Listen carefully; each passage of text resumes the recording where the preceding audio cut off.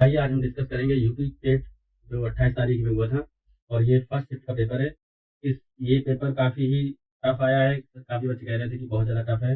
तो इस पेपर का जो लेवल है वो वाकई में मॉडरेट टू टफ ही माना जाएगा, क्योंकि ये काफ़ी अच्छे से इसमें क्वेश्चन आए हुए हैं। और आइए आज हम डिस्कस करते हैं इसी पेपर को। तो चलिए आज हम देखते हैं अपने फर्स्ट सवाल को। तो इसमें फर्स्ट सवाल दिया गया है कि निम्नलिखित में कौन खुदाई खिदमतगार का संस्थापक था और जिसे बादशाह खान के नाम से भी जाना जाता है। तो इसके ऑप्शन थे खान अब्दुल गफ्फार खान, बी है मौलाना अबुल कलाम आजाद, सी है हकीम अजमल खान और सी है सैयद अहमद खान। तो दोस्तों इसका फर्स्ट जो आंसर है ये खान अब्दुल गफ्फार खान, ये बिल्कुल इसका राइट आंसर होगा। और खुदाई खिदमतगार के नाम से किसे जाना जाता था? खान अब्दुल गफ्फार खान को। तो आइए हम नेक्स्ट क्वेश्चन देखते हैं। 1913 में हिंदू गदर पार्टी का मुख्यालय फिर खालिस्तान में स्थित था। तो ये कहाँ स्थित था? सैन फ्रांसिस्को, कलकत्ता, लाहौर या दिल्ली?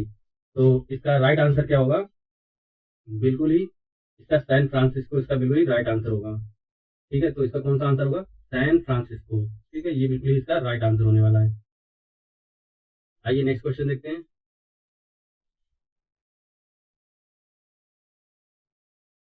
सिरुई या सिरोए, कुमुदनी या लिली, भारत के निम्नलिखित में से किस राज्य में पाई जाने वाली एकमात्र स्थलीय कुमुदनी है? तो कुमुदनी को और क्या भी किस नाम से जाना जाता है? लिली के भी नाम से जाना जाता है। तो ये कहाँ पर पाया जाता है, ये इस क्वेश्चन में पूछा गया है। तो इसका ये ऑप्शन है त्रिपुरा, बी है मणिपुर, सी है पश्चिम बंगाल और डी है असम। तो इसका बिल्कुल ही राइट आंसर कौन सा होगा? ये मणिपुर बिल्कुल ही राइट आंसर होगा, क्योंकि सुरुई जो लिली पुष्प है ये यहीं पाया जाता है। यहीं पर सिरोए लिली के नाम से यहाँ पर एक फेस्टिवल भी मनाया जाता है, ये इसी फूल के कारण मनाया जाता है। ठीक है, तो इसको बिल्कुल याद रखेंगे। यहाँ पर इसका आंसर हो जाएगा मणिपुर। ठीक है, चलिए नेक्स्ट क्वेश्चन देखते हैं। कांग्रेस का वह अधिवेशन कहाँ हुआ था जिसमें महात्मा गांधी ने अन्य नेताओं को खिलाफत के साथ साथ स्वराज के समर्थन में असहयोग आंदोलन शुरू करने की आवश्यकता के बारे में आश्वस्त किया था? तो इसका ए ऑप्शन है नागपुर, बी है कलकत्ता, सी है लाहौर और डी है बॉम्बे। तो इसका बिल्कुल ही राइट आंसर कौन सा हो जाएगा? इसका कलकत्ता बिल्कुल ही राइट आंसर हो जाएगा। ठीक है, चलिए अब नेक्स्ट क्वेश्चन देखते हैं।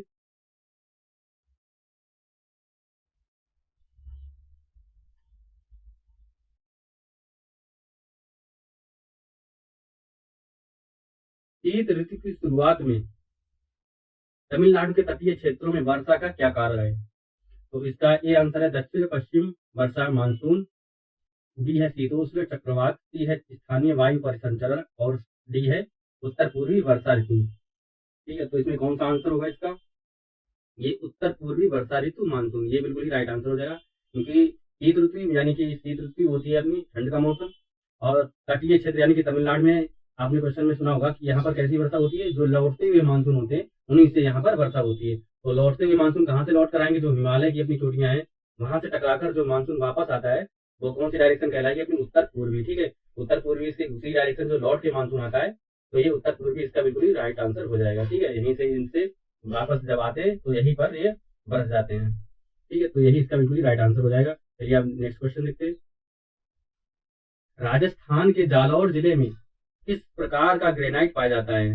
तो जो राजस्थान का जालौर जिला है वहां पर कौन सा ये ग्रेनाइट पाया जाएगा? इसका ये ऑप्शन है रोजी पिंक, बी है काला ग्रेनाइट, सी है मैरीगोल्ड ग्रेनाइट और डी राखी ग्रीन। तो इसका बिल्कुल ही राइट आंसर हो जाएगा आपका रोजी पिंक। तो यहाँ पर कैसा है, क्योंकि राजस्थान में जो जालौर जिला है यहाँ पर पिंक कलर का यहाँ पर ग्रेनाइट पाया जाता है यहीं पर, क्योंकि इसका राजस्थान का जो जयपुर शहर है वो कैसा है? पिंक सिटी के नाम से भी जाना जाता है। तो इसी पत्थर के कारण यहाँ पर पिंक कलर का ग्रेनाइट पाया जाता है। ठीक है, चलिए नेक्स्ट क्वेश्चन देखते हैं।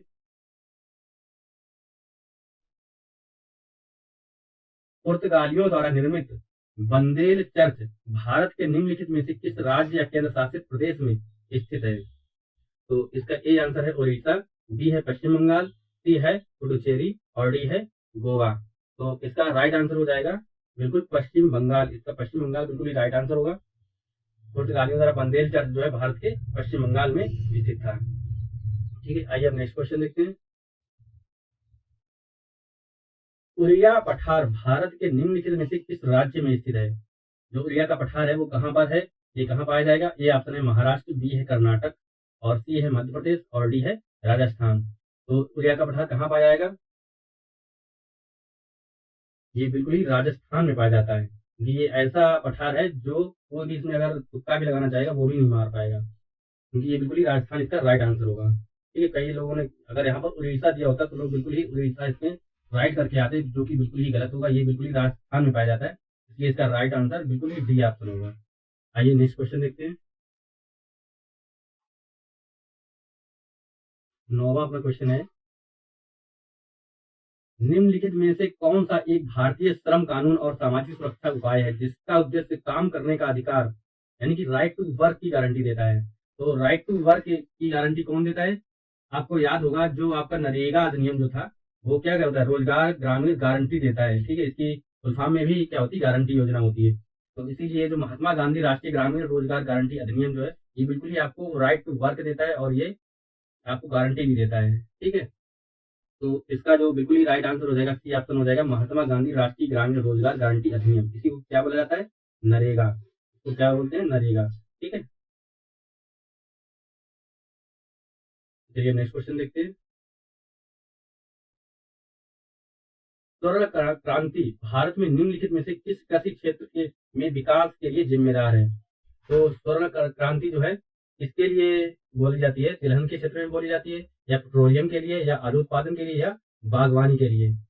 तो तिलहन के लिए आप सभी जानते हो कि पीली क्रांति है, पेट्रोलियम के लिए कौन सी क्रांति है, और आलू के लिए गोल क्रांति, और बागवानी के लिए जो है अपनी बिल्कुल ही कौन सी हो जाएगी? स्वर्ण क्रांति जो है वो बागवानी के लिए होती है। ठीक है, तो इसका बिल्कुल ही राइट आंसर हो जाएगा बागवानी, ऑप्शन नंबर डी, बागवानी। चलिए नेक्स्ट क्वेश्चन देखते हैं। गन्ने के उचित एवं लाभकारी मूल्य एफआरपी को कौन मंजूरी देता है? तो गन्ने का जो उचित एवं लाभकारी मूल्य होता है वो किस आयोग द्वारा बनाया जाता है, किस समिति द्वारा बनाया जाता है, ये क्वेश्चन में पूछा गया। तो इसका ए ऑप्शन है कृषि लागत और मूल्य आयोग, बी है आर्थिक मामलों की कैबिनेट समिति, और सी है राष्ट्रीय सरकार संस्थान, और डी है विपणन और निरीक्षण निदेशालय कृषि मंत्रालय। तो इसका राइट आंसर क्या हो जाएगा? बिल्कुल ही कौन सा होगा? आर्थिक मामलों की कैबिनेट समिति। ये बिल्कुल ही इसका राइट आंसर होगा, क्योंकि गन्ने की जो एफआरपी कौन बनाएगा?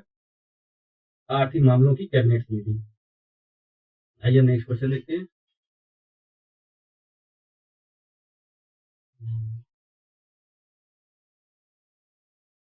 निम्नलिखित में से कौन सा डिपॉजिटरी संस्थान का एक प्रकार नहीं है? तो ऐसा कौन सा संस्थान है जहां डिपॉजिट जो है नहीं कर सकते हैं? तो credit card, credit cooperative society, या बी है वाणिज्यिक बैंक, सी है ऋण संघ, और डी है नाबार्ड। यानी कि ऐसी कौन सी संस्था है जहां पर हम क्रेडिट नहीं कर सकते? वहां कौन सी है? क्रेडिट कोऑपरेटिव सोसाइटी, यहाँ तो हम बिल्कुल ही यहाँ पर पैसे नहीं जमा कर सकते हैं। वाणिज्यिक बैंक, यहाँ तो बिल्कुल ही जमा कर ही सकते हैं। ऋण संघ में क्या होता है? हम यहाँ से सिर्फ लोन लेते हैं, ना कि वहां पर जमा करते हैं। ठीक है, तो हम अपना पैसा यहाँ जमा नहीं करते, वहां पर पहले हम लेते हैं, फिर हम उस ऋण का भुगतान धीरे धीरे किस्तों में करते हैं। तो यहाँ इसका बिल्कुल ही राइट आंसर कौन सा हो जाएगा? ऋण संघ, यानी कि लोन एसोसिएशन।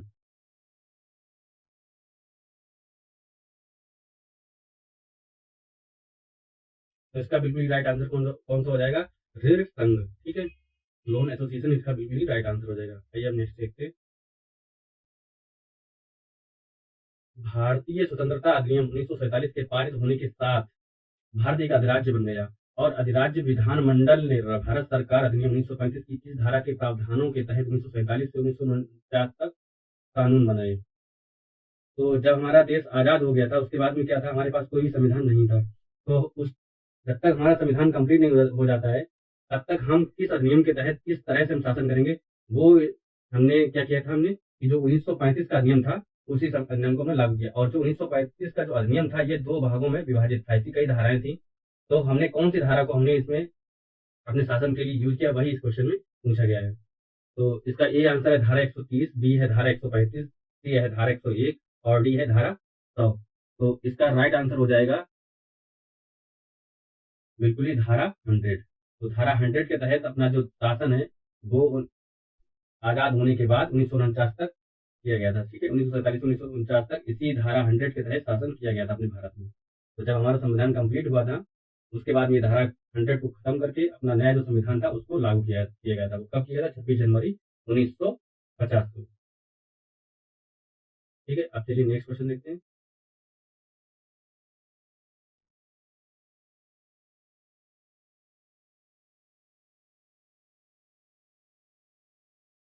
एक व्यक्ति जो संसद का सदस्य नहीं है उसे राष्ट्रपति द्वारा अधिकतम कितने महीनों के लिए मंत्री के रूप में नियुक्त किया जा सकता है? तो इसका राइट आंसर बिल्कुल ही हो जाएगा सी। ठीक है, 6 महीने के लिए। आइए नेक्स्ट क्वेश्चन देखते हैं। बीमा विनियामक एवं विकास प्राधिकरण का मुख्यालय कहाँ स्थित है? तो इसमें मुख्यालय पूछा गया है, तो मुख्यालय कहाँ? ए है हैदराबाद, बी है चेन्नई, डी है मुंबई और सी है नई दिल्ली। तो इसका राइट आंसर हो जाएगा हैदराबाद। इसका मुख्यालय कहाँ है? हैदराबाद में। इसका बिल्कुल राइट आंसर हो जाएगा। आइए नेक्स्ट क्वेश्चन देखते हैं। 16वां, पंचायती राज संस्थाओं के अस्तित्व के लिए भारत की संसद द्वारा 73वां और 74वां संवैधानिक संशोधन कब पारित किया गया? तो 73वां और 74वां संविधान जो है कब पारित किया गया था? ये कौन सा पंचायती राज से संबंधित जो है संशोधन था।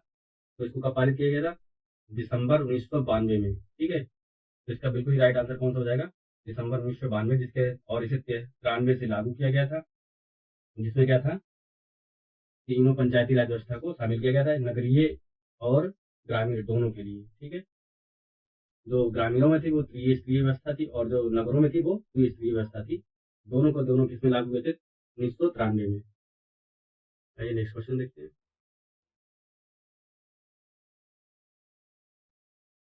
वर्ष 1928 में मोतीलाल नेहरू समिति द्वारा निम्नलिखित में से कौन सा नियम या विधेयक प्रस्तावित किया गया था? तो ए इसका आंसर है, ऑप्शन है सिंध भूमि उड्डयन विधेयक, बी है आपराधिक जनजाति अधिनियम, डी है अधिकारों का बिल और डी है गिलबर्ट बिल। तो इसका बिल्कुल ही राइट आंसर कौन सा हो जाएगा? सी ऑप्शन बिल्कुल ही राइट होगा, अधिकारों का बिल, राइट टू। ठीक है, अधिकारों का बिल इसका बिल्कुल ही राइट आंसर हो जाएगा, बिल ऑफ राइट। ओके, आइए नेक्स्ट क्वेश्चन देखते हैं। उस उच्च न्यायालय का नाम बताइए जिसका क्षेत्राधिकार अंडमान और निकोबार द्वीप समूह के केंद्र शासित प्रदेश पर है।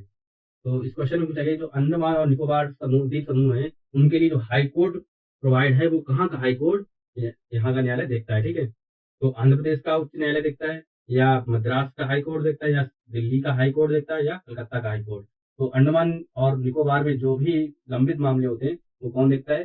कलकत्ता हाई कोर्ट, यानी कलकत्ता उच्च न्यायालय। इसका बिल्कुल ही राइट आंसर हो जाएगा कलकत्ता। ठीक है, आइए नेक्स्ट क्वेश्चन देखते हैं।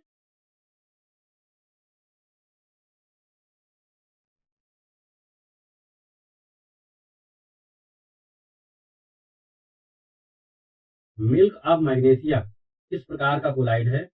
तो ये केमिस्ट्री का क्वेश्चन है कि मिल्क ऑफ मैग्नीशिया किस प्रकार का कोलाइड है, जो बिलियन बिलियन पर थे, कोलाइडी बिलियन। तो वो कौन सा होगा? इसमें सोल, ये जो सोल होगा ये बिल्कुल ही मिल्क ऑफ मैग्नीशिया इसी प्रकार का कोलाइड है। ठीक है, आइए नेक्स्ट क्वेश्चन देखते हैं। निम्नलिखित में से कौन सा कार्बनिक यौगिक मानव शरीर में प्रोटोप्लाज्म को जमा देता है? तो ऐसा कौन सा कार्बनिक यौगिक है जो मानव शरीर में प्रोटोप्लाज्म को फ्रीज कर देगा?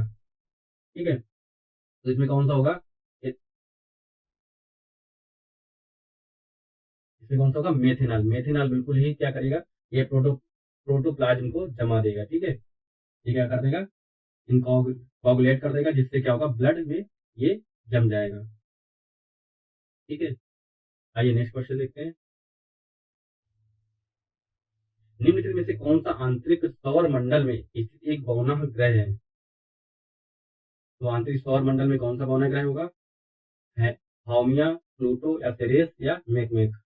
तो इसका राइट आंसर कौन सा हो जाएगा? प्लूटो हो जाएगा। आइए नेक्स्ट क्वेश्चन देखते हैं।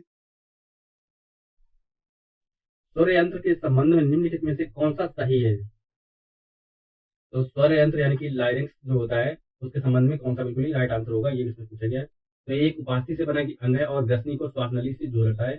यह श्वास नली में आक्रमण करने वाले रोग जनकों को रोकता है। और सी है यह एक हड्डीदार वक्ता है। और डी है इसमें स्वर रज्जु होते हैं। तो इसका बिल्कुल ही राइट आंसर कौन सा हो जाएगा? इसका डी आंसर बिल्कुल ही राइट हो जाएगा, क्योंकि इसमें क्या होता है? स्वर रज्जु होते हैं। ठीक है, स्वर यंत्र में क्या होगा? स्वर रज्जु होंगे जिनसे क्या होगी? अपनी आवाज निकलेगी। तो आवाज इन्हीं से स्वर रज्जु से बनती है, इसलिए यहाँ पर क्या पाए जाते हैं? स्वर रज्जु पाए जाते हैं। तो इसका राइट आंसर कौन सा होगा? इसमें स्वर रज्जु होते हैं। आइए नेक्स्ट क्वेश्चन देखते हैं।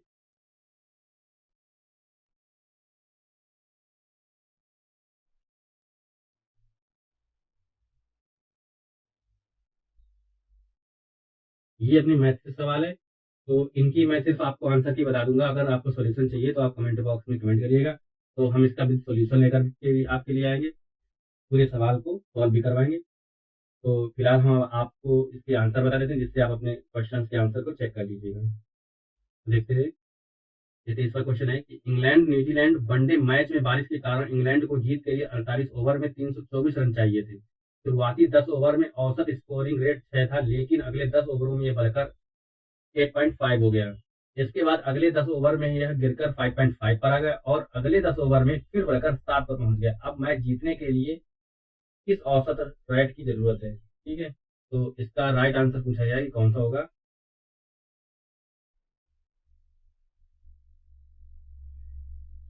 तो इसका राइट आंसर बिल्कुल ही होगा आपका 6.75।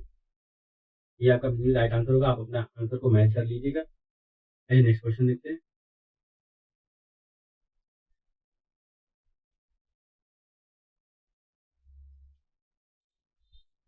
निम्नलिखित में से कौन सा अवरोही क्रम में है? तो इसका राइट आंसर क्या हो जाएगा? इसका आंसर हो जाएगा ये वाला 9/13, 11/17, 5/8। ये किसमें हो जाएंगे? अवरोही क्रम में हो जाएंगे। यानी कि अवरोही मीन्स घटते हुए, यानी कि सबसे बड़ी संख्या कौन सी होगी? 9/13, फिर से छोटी होगी 11/17, फिर से छोटी होगी 5/8। ठीक है, आइए नेक्स्ट क्वेश्चन देखते हैं। 25वां है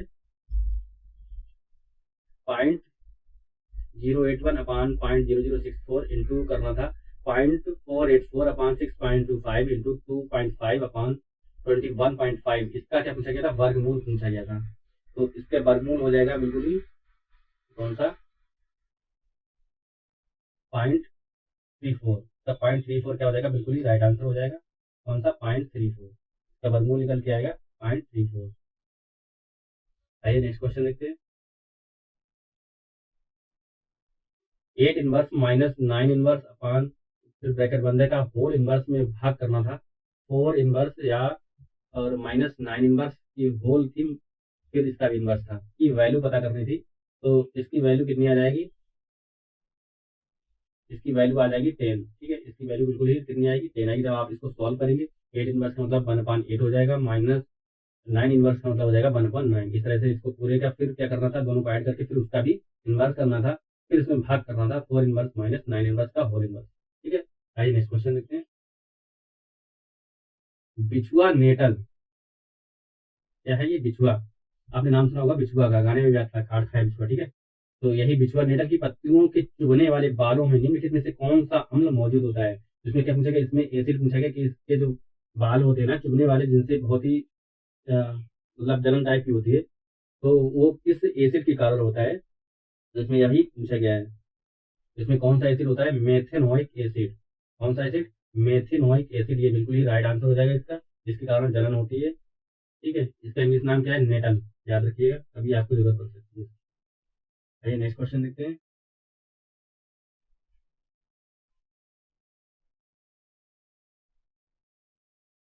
दिव्या अपने मासिक वेतन का 24% भोजन पर और 15% अपने बच्चों की शिक्षा पर खर्च करती है। इस वेतन में से वह 25% मनोरंजन पर और 20% परिवहन पर खर्च करती है। अब उसके पास 10,736 बचे हैं। दिव्या का मासिक वेतन बताइएगा। ठीक है, तो मासिक वेतन हमको दिव्या का बताना था। तो इसमें कितना हो जाएगा इसका? दिव्या जब आप इसको सॉल्व करेंगे तो इसका बिल्कुल ही राइट आंसर कौन सा आएगा? डी आएगा, 32,000। ठीक है, तो इसका आंसर आएगा 32,000। नेक्स्ट क्वेश्चन देखते हैं। होनहार वीरवान के होत चिकने पात, ये क्या है? एक लोकोक्ति है। तो इसका अर्थ क्या होगा? ये इस क्वेश्चन में पूछा गया है। तो इसका ये आंसर है होनहार व्यक्तियों की प्रतिभा बचपन में ही दिखाई दे जाती है। नंबर बी है होनहार व्यक्ति बहुत ही परिश्रम करता है। सी है होनहार व्यक्ति हमेशा दूसरों के दोष निकालता है। और डी है होनहार व्यक्ति सदा दिखावा करता है। तो इसका आंसर बिल्कुल ही राइट कौन सा हो जाएगा? इसका राइट आंसर हो जाएगा आपका ए आंसर, कि होनहार व्यक्तियों की प्रतिभा बचपन में ही दिखाई दे जाती है। ठीक है, तो आइए नेक्स्ट क्वेश्चन देखते हैं। निम्नलिखित में से विकल्प में सभी शब्द पुल्लिंग है। तो हमको वो ऑप्शन को चूज करना है जिसमें सभी शब्द क्या होंगे? होंगे पुल्लिंग। तो प्लेटफॉर्म कैसा है? प्लेटफॉर्म पर आया, प्लेटफॉर्म बनाया। ठीक है, तो कौन सा हो गया इसमें? ये पुल्लिंग हो गया।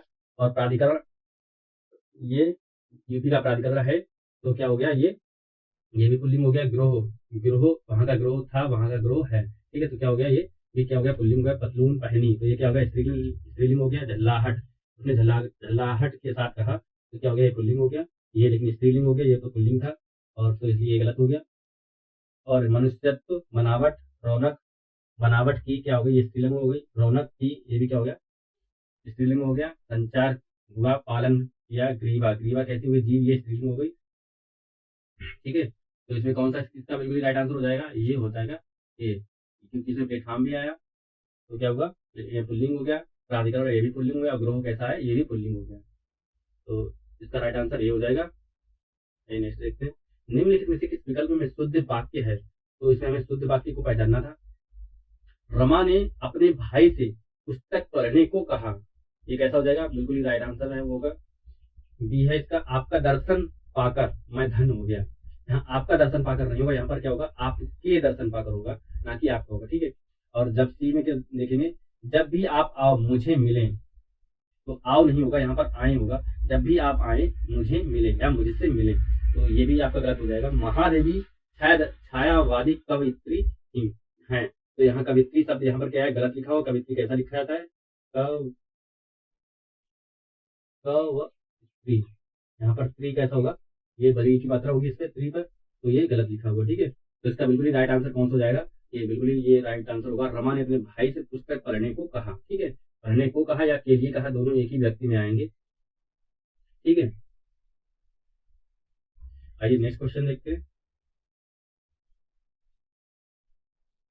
कलम के जादूगर किसे कहा जाता है, तो कलम के जादूगर कौन होगा, मुंशी प्रेमचंद होंगे, या रामवृक्ष बेनीपुरी होंगे, या सुमित्रानंदन पंत होंगे, या मैथिली शरण गुप्त होंगे। तो इसका बिल्कुल ही राइट आंसर कौन सा होगा, रामवृक्ष बेनीपुरी। ये रामवृक्ष बेनीपुरी होंगे, क्योंकि इसमें क्या पूछा गया, कलम के जादूगर पूछा गया, ठीक है। आइए नेक्स्ट क्वेश्चन देखते हैं।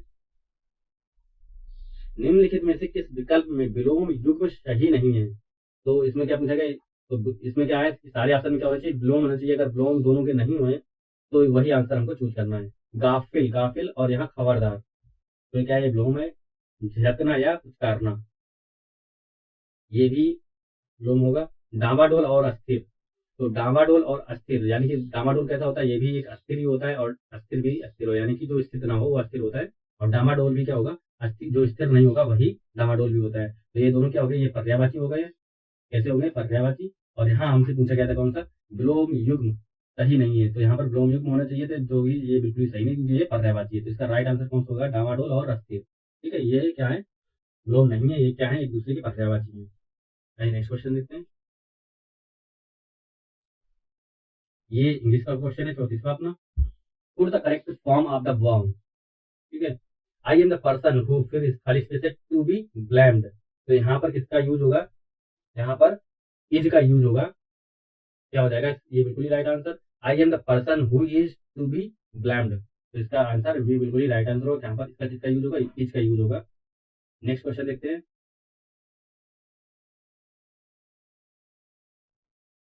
Which are the following spelling is incorrect, यहाँ पर स्पेलिंग कौन सी है, मिस स्पेल्ड है, तो वही हमको यहाँ पर चूज करनी है। तो ए है एनिवर्सरी, बी है बेनिफिशियरी, सी है अमेचर, और डी है जर्नी। तो इसमें किसकी स्पेलिंग जो है मिसप्रिंट है, तो एनिवर्सरी की स्पेलिंग क्या है, यहाँ पर मिसप्रिंट है, क्योंकि एनिवर्सरी कैसा लिखा जाता है, यहाँ पर डबल एन होता है, ठीक है, एनिवर्सरी में। तो यहाँ पर यही मिस स्पेल्ड है, तो इसलिए इसका राइट आंसर कौन सा हो जाएगा, ए हो जाएगा। आइए नेक्स्ट क्वेश्चन देखते हैं।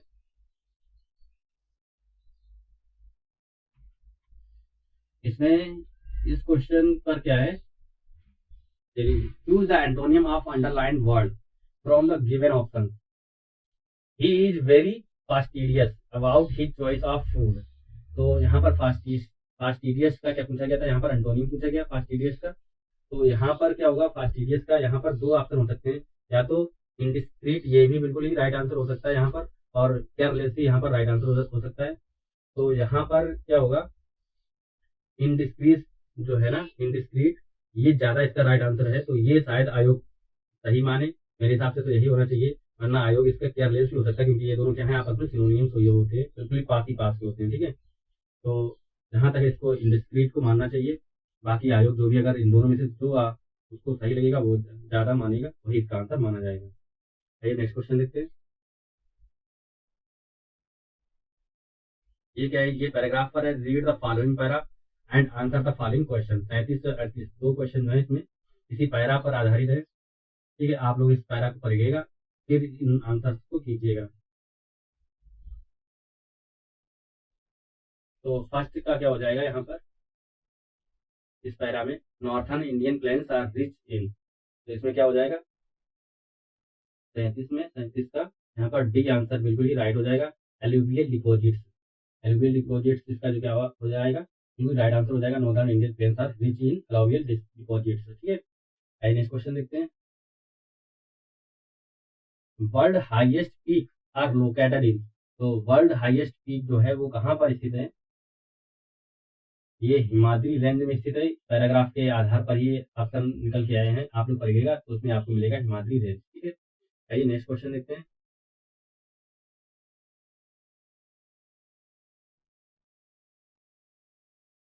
संख्याओं के दिए गए क्रम में से गलत संख्या ज्ञात कीजिए।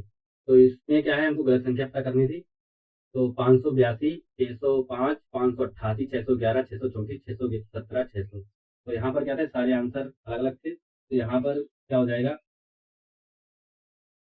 यहाँ पर 634 ये बिल्कुल ही राइट आंसर हो जाएगा, क्योंकि ये जो है मैच नहीं करेगा। आप लोग इसमें सॉल्व करेंगे तो आपको पता चलेगा। अगर आपको ना समझ आए तो आप कमेंट कीजिएगा, आपको सॉल्व करके दिखाया जाएगा। ठीक है, नेक्स्ट देखते हैं। 17 जून 1998 को सप्ताह का कौन सा दिन था। तो यहाँ पर आप सॉल्व करेंगे तो इसका बिल्कुल ही राइट आंसर कौन सा आएगा, ये बुधवार बिल्कुल ही राइट आंसर आएगा। ठीक है, आइए नेक्स्ट क्वेश्चन देखते हैं। यदि ए प्लस बी का अर्थ है कि ए बी की माँ है, ए माइनस बी का अर्थ है ए बी का भाई है, ए परसेंट बी का अर्थ है ए बी का पिता है, और ए क्रॉस बी का अर्थ है ए बी की बहन है, निम्नलिखित में से कौन सा दर्शाता है कि पी क्यू का मामा है।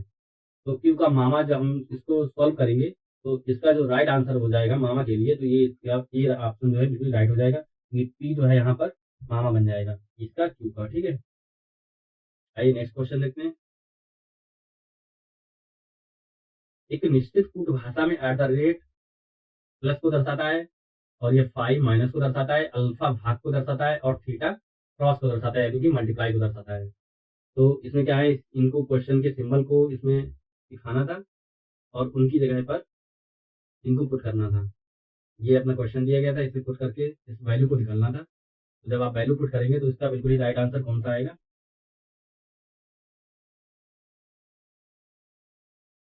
इसका 42 का बिल्कुल ही डी आंसर आएगा। ठीक है, कितना 58, इसका राइट आंसर आएगा 58। आइए नेक्स्ट क्वेश्चन देखते हैं।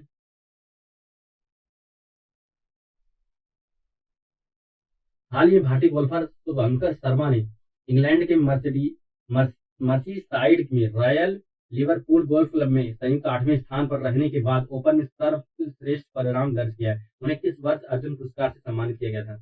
तो इसमें जो गोल्फर थे हमारे शुभंकर शर्मा, इन्हें किस वर्ष में अर्जुन पुरस्कार दिया गया था, तो वो इसमें पूछा गया है।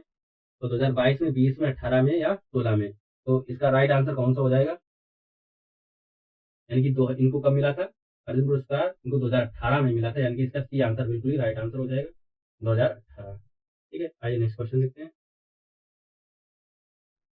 नीचे दिए गए प्रश्न में दो कथन और उसके बाद फर्स्ट और सेकंड क्रमांकित दो निष्कर्ष दिए गए। आपको दिए गए दोनों कथनों का सच मानना है, भले ही वो सामान्य ज्ञात तथ्यों से भिन्न प्रतीत हों। निष्कर्षों को पढ़ें और फिर तय करें कि दिए गए निष्कर्षों में से कौन सा या से सामान्य ज्ञात तथ्यों को नजरअंदाज करते हुए दिए गए दो कथनों का तार्किक रूप से अनुसरण करता है। ठीक है, तो यहाँ पर कथन दिया गया है कि सभी डंडे बंदूक हैं। क्या है, सभी डंडे बंदूक है। तो यहाँ पर क्या हो जाएगा, ये डंडे हो जाएंगे, क्या हो जाएंगे डंडे, क्या हो जाएंगे, ये बंदूक है, तो ये हो जाएंगी बंदूक। और कुछ नाव डंडे नहीं है, कुछ नाव जो है वो डंडे नहीं है। तो यहाँ पर क्या हो जाएगी, यहाँ पर ये नाव हो जाएंगी जो कि डंडे नहीं है, ऐसे बनेगा।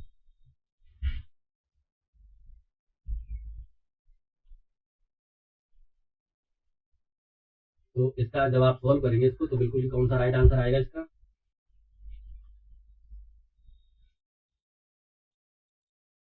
यदि ना तो फर्स्ट और ना ही सेकंड अनुसरण करता है। सभी बंदूकें नावें हैं, तो सभी बंदूकें क्या हैं, नावें हैं, बिल्कुल नहीं होंगी। सभी बंदूकें नावें नहीं होगी, और नावें इसका दो बन सकता है, एक ऐसा बन सकता है और दूसरा इसका फिगर ऐसा भी बन सकता है कि ये यहाँ पर बनाते हैं, ये 2 और ये 3, ऐसा भी बन सकता है क्योंकि ये हो जाएंगे आपकी नावें। कुछ नावें डंडे नहीं है, तो ये क्या हो जाएंगे, ये डंडे हो जाएंगे और ये नावें हो जाएंगी। तो ये वाली जो नावें हैं वो डंडे नहीं होंगी क्योंकि डंडे यही वाली नावें होंगी, और बाकी ये क्या बन जाएगी, आपकी बंदूकें बन जाएंगी। तो इसमें क्या है, सभी बंदूकें नावें हैं, तो सभी बंदूकें, तो ये जो सारी बंदूकें बचेंगी वो नावें नहीं बनेंगी, ना ही इसमें बनेंगी। सभी बंदूकें नावें बिल्कुल नहीं हो सकती, और कुछ नावें बंदूकें नहीं हैं। तो कुछ नावें जो हैं ये रही, कुछ नावें बंदूकें नहीं हैं। तो यहाँ पर जो नावें होंगी वो बंदूकें नहीं होंगी, इसके हिसाब से तो सारी नावें क्या हैं, वो बंदूकें हैं, बिल्कुल नहीं है। और यहाँ पर भी क्या होगा, यहाँ पर भी अगर देखा जाएगा तो यहाँ पर ये नहीं बनेगा, इसलिए कौन सा ऑप्शन हो जाएगा इसका, यदि ना तो फर्स्ट और ना ही सेकंड आंसर करता है, तो इसका ए बिल्कुल ही राइट आंसर हो जाएगा। आइए नेक्स्ट क्वेश्चन देखते हैं।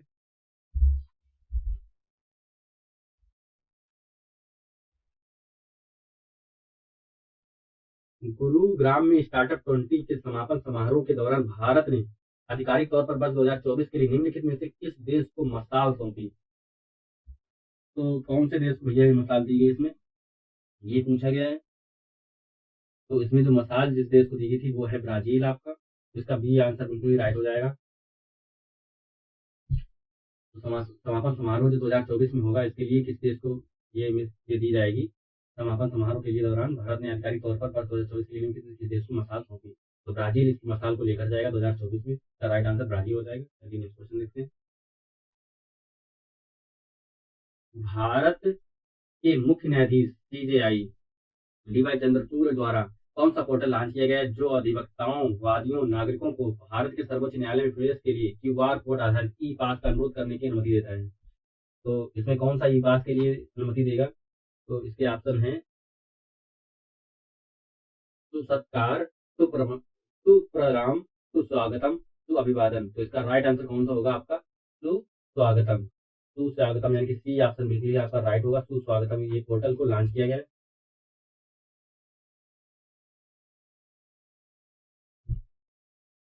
जो QR कोड पर आधारित है, ठीक है। नेक्स्ट क्वेश्चन देखते हैं।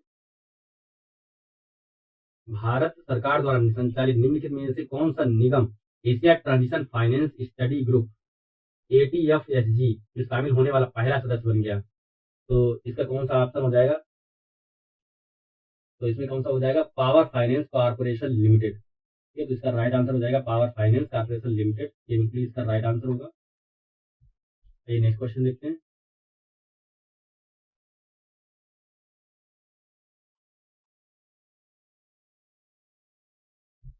अगले दशक में निम्नलिखित में से किस क्षेत्र के में व्यापार को $100 बिलियन तक बढ़ाने के लिए भारत अमेरिका टास्क फोर्स की स्थापना की गई है। तो जो भारत अमेरिका टास्क फोर्स है वो किस क्षेत्र में अपने $100 बिलियन तक बढ़ाने के लिए इसकी स्थापना की गई है। तो इसमें क्या सा क्षेत्र हो जाएगा आपका, इलेक्ट्रॉनिक क्षेत्र। इलेक्ट्रॉनिक क्षेत्र में $100 बिलियन तक बढ़ाने के लिए भारत अमेरिका टास्क फोर्स की स्थापना करी गई है। तो ये बिल्कुल बिल्कुल इसका राइट आंसर हो जाएगा क्योंकि इलेक्ट्रॉनिक क्षेत्र में दोनों के बीच में सहयोग पर हस्ताक्षर हुए। ठीक है, नेक्स्ट देखते हैं। विश्व का पहला 7 मिनट का कैंसर उपचार टीका किस देश में शुरू किया गया है, यानी कि 7 मिनट का कैंसर उपचार का टीका किस देश ने बनाया है। तो ये कौन सा इसका देश हो जाएगा आपका, इंग्लैंड। ठीक है, इसका ऑप्शन हो जाएगा आपका इंग्लैंड। इंग्लैंड में क्या होगा, 7 मिनट का जो कैंसर उपचार का टीका है वो बनाया गया। नेक्स्ट क्वेश्चन देखते हैं, 50वां। हाल ही में केंद्रीय सड़क परिवहन और राजमार्ग मंत्री श्री नितिन गडकरी ने भारत में 3.5 टन तक के वाहनों के लिए सुरक्षा मानकों को बढ़ाकर सड़क सुरक्षा बढ़ाने के उद्देश्य से भारत NCAP एनकैप लॉन्च किया है। एनकैप का पूरा रूप बताइएगा। तो एनकैप का पूरा फुल फॉर्म क्या होगी, न्यू कार असेसमेंट प्रोग्राम। ठीक है, इसकी फुल फॉर्म क्या होगी, न्यू कार असेसमेंट प्रोग्राम। ये बिल्कुल इसका कौन सा हो जाएगा, राइट आंसर हो जाएगा, सी ऑप्शन बिल्कुल इसका राइट हो जाएगा। आइए नेक्स्ट क्वेश्चन देखते हैं।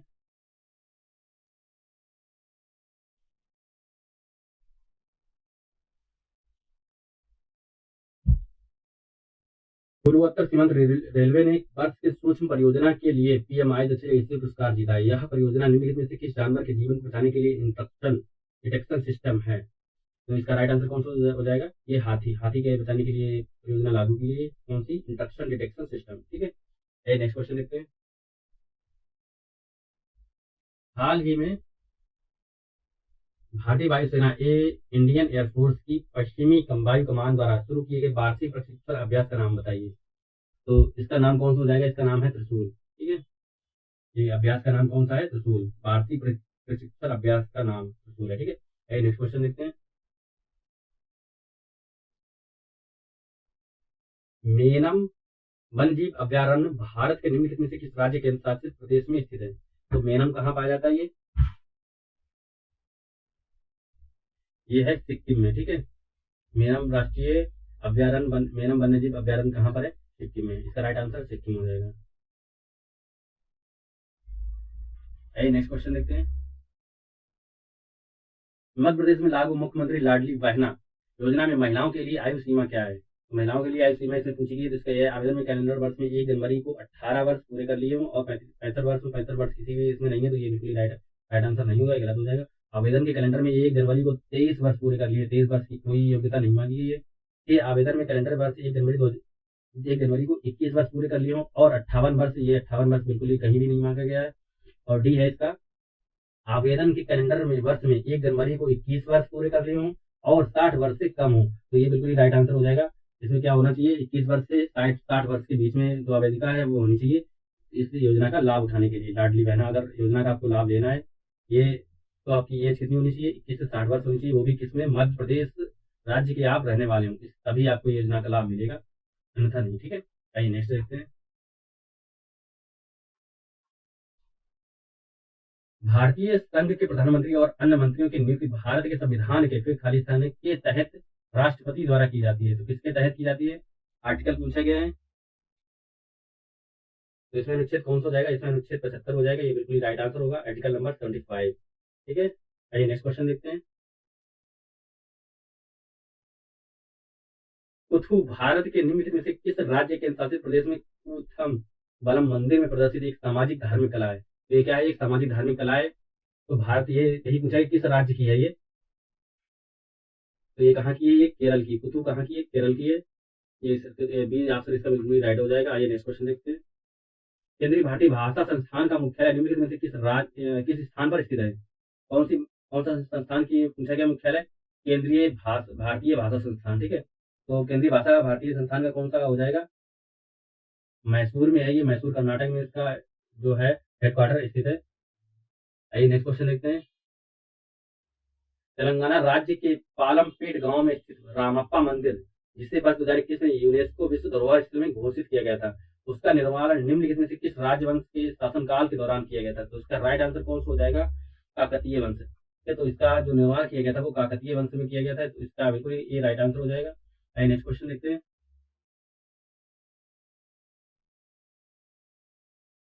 59वां आपका क्वेश्चन है, निम्नलिखित में से कौन मालदीव की आधिकारिक भाषा है? तो मालदीव की आधिकारिक भाषा कौन सी आपकी हो जाएगी? दिवेही। दिवेही मालदीव की आधिकारिक भाषा हो जाएगी, ये बिल्कुल ही आपका राइट आंसर होगा। आइए नेक्स्ट देखते हैं। कुला निम्नलिखित में से किस देश की राष्ट्रीय मुद्रा है? कुला कहाँ की मुद्रा है? ये इस क्वेश्चन पूछा गया। तो ये कुला जो है ये बोत्सवाना की ही मुद्रा है, ये बिल्कुल राइट आंसर हो जाएगा आपका, डी नंबर बिल्कुल ही राइट होगा। आइए नेक्स्ट देखते हैं। पेरुंगाई कोंगू वैली द्वारा निम्नलिखित महाकाव्य कृति है, यह भारत के निम्नलिखित में से किस साहित्य से संबंधित है? तो पेरुंगाई कौन से साहित्य से संबंधित है, ये पूछा गया इसमें। तो ये कहाँ के साहित्य से संबंधित है? ये तमिल साहित्य से संबंधित ये पुस्तक है। कौन सी? पेरुंगाई कोंगू वैली। ठीक है, तो ये तमिल साहित्य से संबंधित कृति है। ठीक है, आइए नेक्स्ट क्वेश्चन देखते हैं। भारत सरकार वर्ष 1967 में निम्नलिखित में से किस वीरता पुरस्कार का नाम बदलकर शौर्य चक्र कर दिया?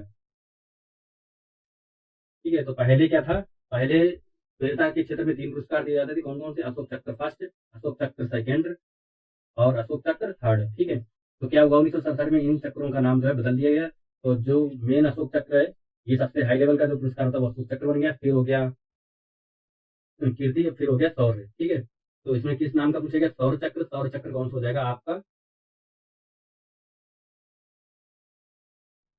अशोक चक्र थर्ड। ठीक है, ये थर्ड का नाम जो है सौर चक्र हो गया था, ये वाला बन गया है सौर। और ये वाला बन गया है आपका कीर्ति, और ये आपका बन गया है अशोक चक्र। ठीक है, ये तीनों आपके पुरस्कार है, इनके नाम जो 1967 में बदल दिए गए थे। आइए नेक्स्ट क्वेश्चन देखते हैं।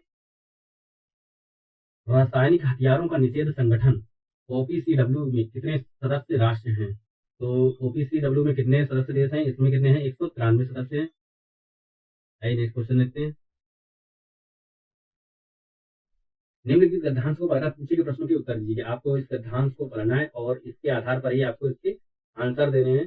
तो आप लोग इसको बिल्कुल ध्यानपूर्वक पढ़िएगा और उससे संबंधित जो भी ये क्वेश्चन दिए गए हैं वो टिक कीजिएगा। ठीक है, तो 64वां आपका क्वेश्चन है, लेखक के अनुसार शोषण का शिकार कौन लोग होते हैं? तो शोषण का शिकार कौन लोग होंगे?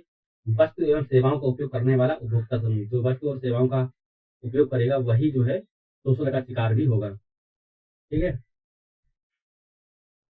आइए नेक्स्ट क्वेश्चन देखते हैं। समाज के मध्यम वर्ग की कौन सी समस्या है? जीवन यापन में आर्थिक परेशानी से सामाजिक प्रतिष्ठा पर खतरा। तो इसका राइट आंसर आपका हो जाएगा यही वाला, जीवन यापन में आर्थिक परेशानी से सामाजिक प्रतिष्ठा पर खतरा। ठीक है, आपको ये आप पैराग्राफ पढ़ेंगे तो आपको ये समझ आ जाएगा। आइए नेक्स्ट क्वेश्चन देखते हैं। समाजोपयोगी ऊर्ध्वमुखी योजनाओं से वंचित वर्ग के शोषण के लिए कौन उत्तरदायी है? तो शोषण वर्ग का जो शोषण होता है वंचित वर्ग, उसके लिए कौन उत्तरदायी है? इसमें राजनेता, व्यापारी वर्ग और सरकारी तंत्र, ये तीनों ही क्या है, ये इसके शोषण के लिए उत्तरदायी है। ठीक है, आइए नेक्स्ट क्वेश्चन देखते हैं। शैक्षणिक और सांस्कृतिक शब्द किस व्याकरणिक इकाई से सम्मिलित हैं और किस प्रत्यय से मिलकर बने हैं?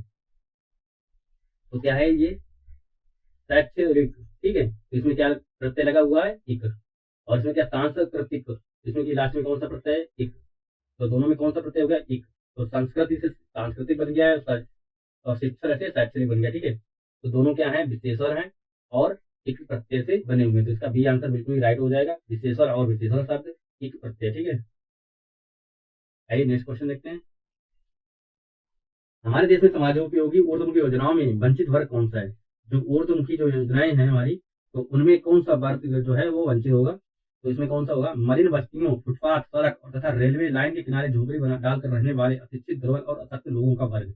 ये वर्ग जो है किसी भी प्रकार से ना ही सरकारी योजनाओं से ये इनको लाभ मिल पाता है। ये फुटपाथ पर मलिन बस्ती में रहने वाले या फुटपाथ पर जो बेचारे रहते हैं उनको भी कोई कार्ड वार्ड इनका नहीं बनता, ना ही इनको योजनाएं बन पाती है। जो सड़क तथा रेलवे ट्रैक के किनारे रहते हैं, झोपड़ी डालकर रहते हैं, या अशिक्षित लोग हैं या दुर्बल लोग हैं, इनको योजनाओं के बारे में पता ही नहीं चल पाता है और बाकी योजनाएं ऐसी निकल जाती है। ठीक है, तो हमारा ये जो है इनसे ये वर्ग वंचित रहता है।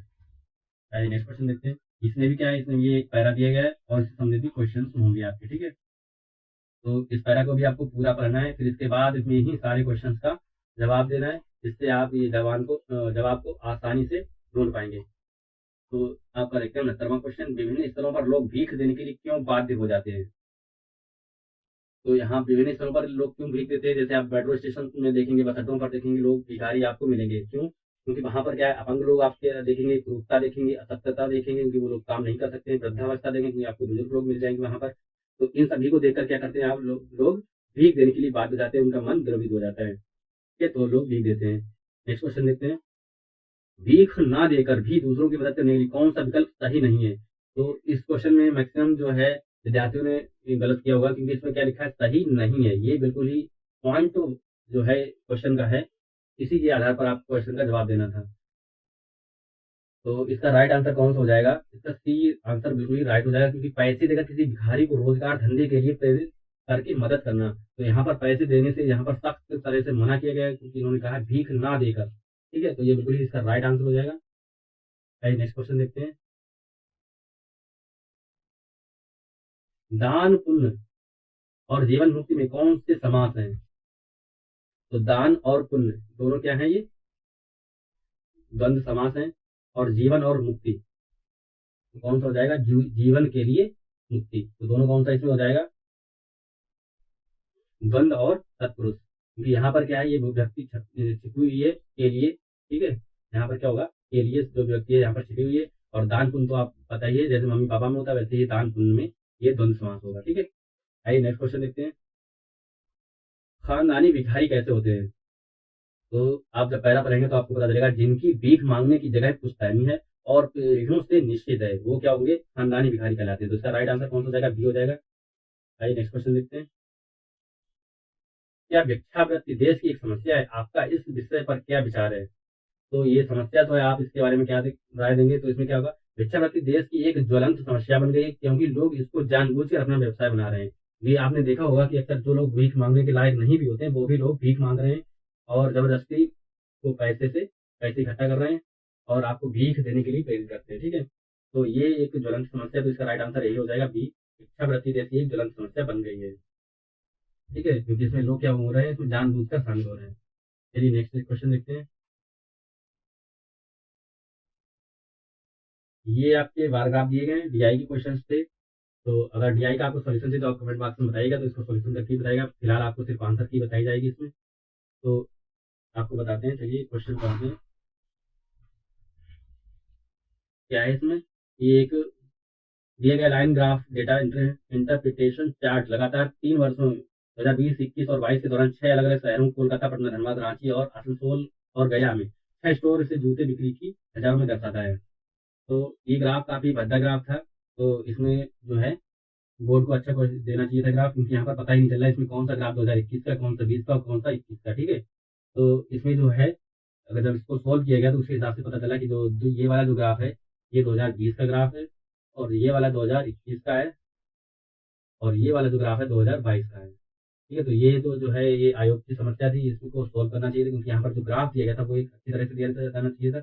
यहाँ पर जो ये जो चिन्ह यहाँ पर दिए गए थे अच्छे से दिए जाने चाहिए थे। ठीक है, यहाँ पर ये इस तरह से बने होते और ये जो विद्यार्थियों, काफी विद्यार्थियों को ये समझ में नहीं है कि इसमें कौन सा जो है कौन सी ईयर का ग्राफ दिया गया है। ठीक है, तो आइए इसके क्वेश्चन देखते हैं।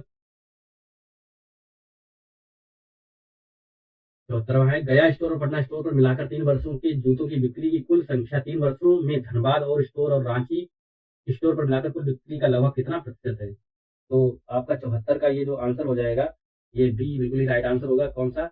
80.51। ठीक है, 80.51 जो है इसका बिल्कुल राइट आंसर हो जाएगा जब आप इसको सोल्व करेंगे। चलिए नेक्स्ट क्वेश्चन देखते हैं। 2021 में कोलकाता स्टोर, पटना स्टोर और धनबाद स्टोर पर जूते की औसत बिक्री का कितना प्रतिशत? 2022 में रांची स्टोर, आसनसोल स्टोर और गया स्टोर पर जूतों की औसत बिक्री है। ठीक है, तो जब आप इसको सोल्व करेंगे तो आपका आंसर आएगा 129.03। ठीक है, नेक्स्ट क्वेश्चन देखते हैं। वर्ष 2020 के लिए सभी स्टोर के जूतों की औसत बिक्री का वर्ष 2021 के लिए सभी स्टोर के जूतों की औसत बिक्री से अनुपात क्या है? तो यहाँ पर आपका अनुपात पूछा गया था, तो इसका बिल्कुल राइट आंसर हो जाएगा 24/43। तो इसका राइट आंसर आएगा 24/43। ठीक है, नेक्स्ट क्वेश्चन देखते हैं। 3 वर्षों के लिए पटना स्टोर की कुल बिक्री का 3 वर्षों के लिए आसनसोल स्टोर की कुल बिक्री से अनुपात क्या है? दोनों का अनुपात पूछा गया था, तो इसका राइट आंसर हो जाएगा आपका 190/325। ये बिल्कुल राइट आंसर होगा। ये नेक्स्ट क्वेश्चन देखते हैं। 3 वर्षों में कोलकाता स्टोर, पटना स्टोर और रांची स्टोर की जूतों की बिक्री की कुल संख्या कितनी है? तो यहाँ पर कुल संख्या पूछी गई थी, तो यहाँ पर आपकी जो संख्या आएगी वो आएगी 1650। ठीक है, बी आंसर आपका बिल्कुल राइट आंसर हो जाएगा। आइए नेक्स्ट क्वेश्चन देखते हैं। इसमें क्या है? एक टैंक से 5 inlet pipe A B C D और ई और 5 outlet pipe P Q R S और टी जुड़े हुए हैं। पहला पाई चार्ट प्रत्येक इनलेट पाइप द्वारा भरे गए टैंक के प्रतिशत में दर्शाता है, जबकि इनलेट पाइप के साथ खोले जाते हैं। और दूसरा पाई चार्ट प्रत्येक आउटलेट पाइप के द्वारा खाली किए गए टैंक के परसेंटेज को दिखाता है।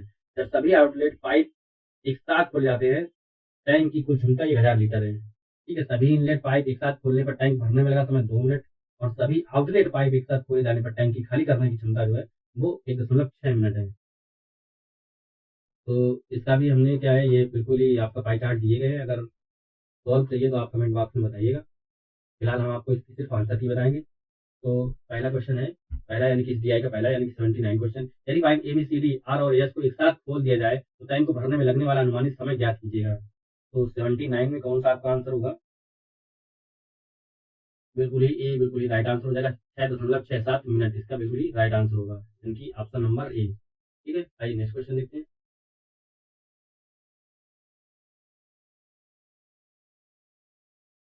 पाइप बी और सी द्वारा एक साथ टैंक को भरने में लिया गया समय, पाइप ए डी और ई द्वारा एक साथ भरने में लिया गया समय कितने मिनट अधिक है? तो इसमें कितना मिनट अधिक था? वो इसका आंसर हो जाएगा आपका 1.67 मिनट। ये आपका सी आंसर जो है बिल्कुल ही राइट हो जाएगा। आइए नेक्स्ट क्वेश्चन देखते हैं। पाइप पी और आर द्वारा एक साथ टैंक खाली करने में लिए गए समय का पाइप क्यू एस और टी द्वारा एक साथ टैंक खाली करने में लिए गए समय से अनुपात क्या होगा। तो इसमें क्या रेशियो पूछा गया था, इसका रेशियो हो जाएगा 14:11। ठीक है, इसका राइट आंसर 14:11 हो जाएगा। आइए नेक्स्ट देखते हैं। यदि सभी इनलेट पाइप और आउटलेट पाइप एक साथ खोल दिए जाए तो पूरा टैंक खाली होने में कितना समय लगेगा, यानी कि जो दो सारे पाइप जो है इकट्ठे खोल दिए जाएंगे तो क्या होगा, कितनी देर में टैंक जो है खाली हो जाएगा। वो इस क्वेश्चन में पूछा गया था। 82 का इसमें आपका आंसर हो जाएगा डी, यानी कि 8 मिनट। 8 मिनट में क्या होगा, ये बिल्कुल ही बिल्कुल खाली हो जाएगा पूरा टैंक। आइए नेक्स्ट क्वेश्चन देखते हैं। टैंक को भरने में अकेले पाइप सी द्वारा लिए गए समय और अकेले पाइप डी द्वारा लिए गए समय के योग का टैंक को खाली करने में अकेले पाइप आर द्वारा लिए गए समय और अकेले पाइप टी द्वारा लिए गए समय के योग से अनुपात ज्ञात कीजिए। तो इसमें अनुपात निकालना था, तो इसका राइट आंसर कौन सा हो जाएगा,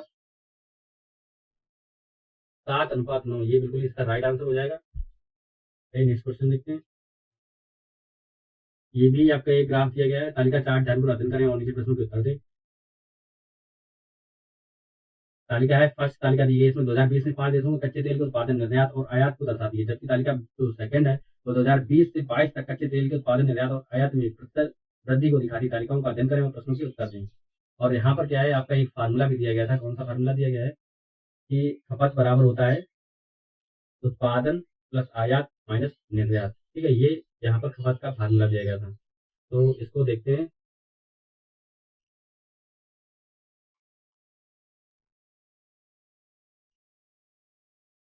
ये आपकी टेबल नंबर 1 दी गई है और ये नीचे आपकी टेबल नंबर 2 दी गई है और इन्हीं पर आधारित ये क्वेश्चन है। ठीक है, तो क्वेश्चन पर चलते हैं। यहाँ पर डेटा क्या है, परसेंटेज में, और यहाँ पर डेटा फिक्स है। ठीक है, तो इसके आधार पर परसेंटेज हम निकालेंगे तब बनेंगे, टेबल बनेगी एक नई। तो क्वेश्चन, हम अपने क्वेश्चन पर आते हैं। 2022 में प्रत्येक 5 देशों में कच्चे तेल की औसत खपत क्या है। तो 2022 में निकालनी थी हमको, तो इसमें औसत खपत कितनी निकल आएगी, 2054। ठीक है, इसका बी बिल्कुल ही राइट आंसर हो जाएगा, 2054। नेक्स्ट क्वेश्चन देखते हैं। 2020 में 5 देशों का एक साथ निर्यात आयात अनुपात क्या है। ठीक है, तो इसका अनुपात पूछा गया था, तो इसका अनुपात कितना आएगा, 1 आएगा, यानी कि 1/1 आएगा, तो यानी कि 1 बन जाएगा। नेक्स्ट क्वेश्चन देखते हैं। 2020 में प्रत्येक 5 देशों में कच्चे तेल की औसत खपत क्या है। तो औसत खपत यहाँ पर पूछी गई है, तो 2020 में पूछी गई थी, तो इसका राइट आंसर हो जाएगा 1680। ठीक है, यानी कि सी बिल्कुल राइट आंसर हो जाएगा 1680। नेक्स्ट क्वेश्चन देखते हैं। 2022 में निम्नलिखित देशों में से किस देश का आयात खपत अनुपात सबसे अधिक था। तो सबसे ज्यादा अधिक आयात खपत का अनुपात किसका था, वो है मालदीव का। कौन सा, ऑप्शन नंबर ए, मालदीव इसका बिल्कुल ही राइट आंसर हो जाएगा। आइए नेक्स्ट क्वेश्चन देखते हैं। 2020 से 22 तक कच्चे तेल की खपत में प्रतिशत वृद्धि निम्नलिखित में से किस देश में सबसे अधिक है। तो सबसे अधिक किसकी है, इसमें इसका राइट आंसर आपका हो जाएगा बांग्लादेश, यानी कि ऑप्शन नंबर सी आपका बिल्कुल ही राइट हो जाएगा। आइए नेक्स्ट क्वेश्चन देखते हैं। 89 से 93 निम्नलिखित तालिका चार्ट का अध्ययन कीजिएगा और नीचे दिए गए प्रश्न के उत्तर दीजिएगा। तो ये चार्ट दिया गया है।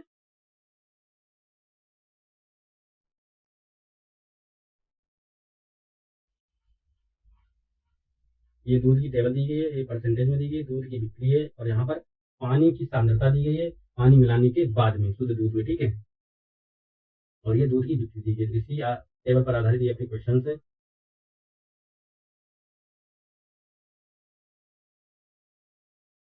तो ये क्वेश्चन को देखते हैं अपने। व्यक्ति सी द्वारा मिलाए गए पानी की कुल मात्रा और व्यक्ति ई द्वारा मिलाए गए पानी की कुल मात्रा का संबंधित अनुपात क्या है। तो यहाँ पर अनुपात पूछा गया है, तो इसका बिल्कुल ही अनुपात कितना हो जाएगा, 3:17। 3:17, यानी कि ऑप्शन नंबर ए बिल्कुल ही राइट आंसर हो जाएगा। आइए नेक्स्ट क्वेश्चन देखते हैं। निम्नलिखित में से किसने शुद्ध दूध में सबसे कम मात्रा में पानी मिलाया, यानी कि पानी को सबसे कम मिलाने वाला कौन सा व्यक्ति है। तो हमें व्यक्ति पूछा गया है, तो इसमें बिल्कुल ही डी जो है बिल्कुल ही राइट आंसर हो जाएगा, यानी कि बीज वाला जो व्यक्ति है वो उसने सबसे कम पानी मिलाया है। ठीक है, आइए नेक्स्ट क्वेश्चन देखते हैं। मान लीजिए ए बी और सी अपने घोल को एक पात्र में मिलाते हैं, तो नए घोल में दूध की सांद्रता क्या होगी। तो नए घोल जो बनेगा, दोनों ने तीन जो व्यक्ति हैं ए बी और सी, तीनों ने अपने घोल को एक साथ मिला लिया। इसके बाद जो इसमें घोल की सांद्रता होगी पानी पानी के साथ में, तो दूध की जो है ऊंची गई। तो इसमें सांद्रता दूध की कितनी आएगी, वो आएगी 83.55%। ठीक है, इसका बी बिल्कुल राइट आंसर हो जाएगा, 83.55%। आइए नेक्स्ट क्वेश्चन देखते हैं। सभी व्यक्तियों द्वारा मिलाकर कुल कितने लीटर पानी मिलाया गया, यानी कि जितने टोटल व्यक्ति थे, टोटल पानी इसमें कितना मिलाया गया था, वो इसमें पूछा गया है। तो इसका राइट आंसर हो जाएगा एकदम 456, यानी कि बी ऑप्शन आपका बिल्कुल ही करेक्ट हो जाएगा।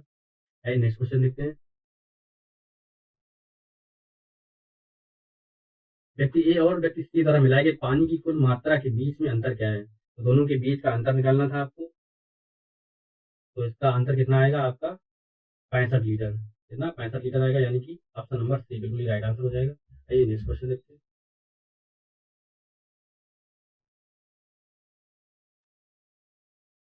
महावीर स्वामी को जिन के नाम से जाना जाने लगा, जिन का क्या अर्थ होता है, तो जिन का जो शाब्दिक अर्थ होता है वो होता है विजेता, ठीक है, यानी कि जो विजेता होगा वो जिन कहलाएगा। तो विजेता के तौर पर महावीर स्वामी को भी विजेता के नाम से जाना गया, यानी कि जिन कहा गया इनको। आइए नेक्स्ट क्वेश्चन देखते हैं। जैसा कि अशोक के शिलालेखों में उल्लेख किया गया है कि मौर्य साम्राज्य में राजधानी पाटलिपुत्र और अन्य 4 प्रांतीय केंद्रों सहित 5 प्रमुख राजनीतिक केंद्र थे। निम्नलिखित में से कौन सा प्रांतीय केंद्र नहीं था, तो इसमें कौन सा प्रांतीय केंद्र जो है वो नहीं था, वो बताना है आपको। तो इसमें जो है प्रांतीय केंद्र कौन सा नहीं था, इंद्रप्रस्थ, इंद्रप्रस्थ ये प्रांतीय केंद्र नहीं था, बाकी सभी प्रांतीय प्रस्थ थे, वो केंद्र थे, सुवर्णगिरी, तक्षशिला और उज्जैनी, ठीक है। आइए नेक्स्ट क्वेश्चन देखते हैं। ऋग्वेद में विश्वामित्र नामक एक ऋषि और किन दो नदियों के बीच में संवाद को दिखाया गया है, यानी कि संवाद है, ठीक है। इसमें कौन सा ऑप्शन हो जाएगा आपका, ब्यास और सतलज, ब्यास और सतलज इसका बिल्कुल करेक्ट हो जाएगा, ऑप्शन नंबर सी बिल्कुल ही आपका राइट आंसर हो जाएगा। इनके बीच में संवाद को दिखाया गया था इसमें ऋग्वेद में, ठीक है। ऋग्वेद में कौन सा वो संवाद है, विश्वामित्र और का जो संवाद है वो 2 नदियों के साथ हुआ था, किसका किसका, ब्यास और सतलज का। आइए नेक्स्ट क्वेश्चन देखते हैं। शिवाजी की मृत्यु के बाद मराठा राज्य में प्रभावी शक्ति पावन ब्राह्मणों के एक परिवार के पास थी, जिन्होंने शिवाजी के उत्तराधिकारियों को पेशवा के रूप में सेवा दी थी। कौन सा शहर मराठा साम्राज्य की राजधानी बना, यानी कि मराठा साम्राज्य की जो राजधानी बनी थी वो कौन सी थी, वही इसमें पूछी गई है। तो इसकी राजधानी कौन सी है, पूना, यानी कि पूरे जो इसकी थी वो राजधानी थी। ऑप्शन नंबर ए बिल्कुल ही करेक्ट हो जाएगा, पूना, ठीक है। आइए नेक्स्ट क्वेश्चन देखते हैं अपना।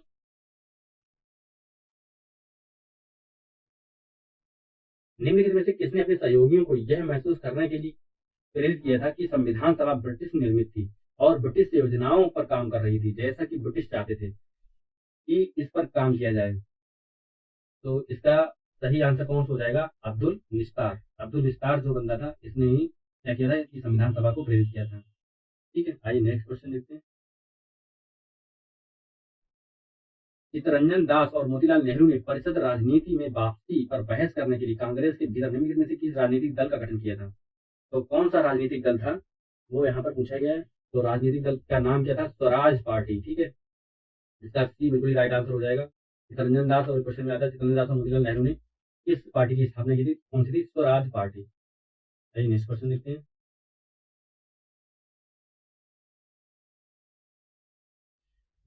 1722 में खालिस्तान की सूबेदारी सवाई राजा जयसिंह को दी गई थी, तो कहाँ की जो सूबेदारी थी वो जयसिंह को दी गई थी, तो इसका राइट आंसर हो जाएगा एकदम मालवा। तो मालवा की जो सूबेदारी थी वो जयसिंह को मिली थी तब 1722 में, तो इसका राइट आंसर सी हो जाएगा, बिल्कुल ही करेक्ट आंसर। चलिए, तो आपको हमने ये आंसर की बताई है जो अपनी कोचिंग बेस पर आधारित है। बाकी जो आयोग अभी निकालेगा वो ओरिजिनल आपके आंसर की होगी, और काफी क्वेश्चन को हमने सॉल्व करके ही बताया। अगर आपको पसंद आए तो प्लीज लाइक कीजिएगा। चलिए फिर मिलते हैं नेक्स्ट पेपर में। और आपको अगर क्वेश्चन की पूरी फुल डिटेल चाहिए कि हम आपको सॉल्व करके दिखाएं तो प्लीज आप कमेंट कीजिएगा, तो आपको पूरे का पूरे सारे क्वेश्चन को सॉल्व करके भी दिखाया जाएगा, ठीक है। चलिए मिलते हैं हम नेक्स्ट क्लास में।